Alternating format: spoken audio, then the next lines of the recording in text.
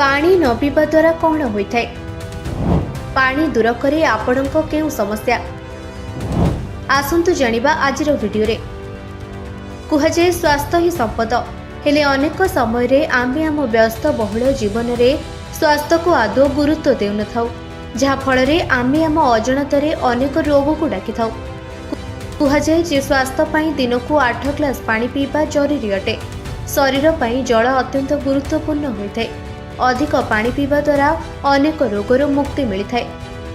हेले दुखर विषय लोक माने तृषार्त हेले ही जल पीवा को लागंती, जहा शरीर रे डिहाइड्रेशन होइथाय। तेबे विशेष करी ग्रीष्म समय रे आपण शक्ति स्तर ह्रास अनुभव करंती। एसबुर मुक्ति पाइबा पई सहज उपाय हेउछि अधिक पानी पीवा। जलर अभाव मस्तिष्क उपरे खराब प्रभाव पकाइथाय। जेतबेले आपणक मस्तिष्क क्लांत हुए, आपणक मांसपेशी प्रतिक्रिया करे, आपणक आखि क्लांत होई जाए, आपण मस्तिष्क रे गुरुत्वपूर्ण कार्य करबाकू शक्ति पांती नहीं। सही समय रे आपण चाहिले मध्य कार्य रे ध्यान दे पारिबे नहीं। तेणु एहाकू एडाइबा पई जणे प्रचुर पानी पीवा उचित। आपण दिन सारा केते लिटर पानी पिउछंती ताहा जानिबा उचित। पुष्टिकर खाद्य सहित जल ओजन ह्रास करिबारे मध्य एक गुरुत्वपूर्ण भूमिका ग्रहण करिथाय।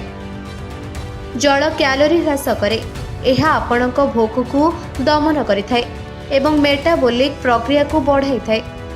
तेणु आपण अत्यधिक भोकिला अनुभव करंती नहीं। तेबे सेही भली जलर अभाव हेतु आपणक त्वचा शुष्क एवं कुंचित होई जाय। तेणु सुस्थ चर्म को बजाय रखिबा पई आपणक प्रचुर जल पीवा को पड़िबो। आम शरीर सठिक कार्य पई जल अत्यंत गुरुत्वपूर्ण।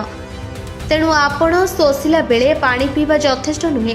एहा बदल रे प्रतिदिन प्रचुर पानी पियंतु। ब्यूरो रिपोर्ट, निरपेक्ष न्यूज।